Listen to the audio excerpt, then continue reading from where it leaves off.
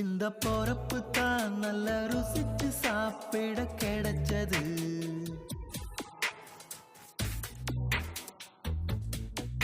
அத நினைச்சுத்தான் மனம் உலகம் முழுவதும் பறக்குது. அட சுட சுட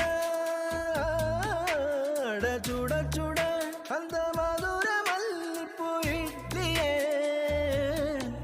மீன் குழம்புல கொஞ்சம் புரட்டி சாப்பிட எச்சினு ஊறுது உள்ளுக்குள்ள.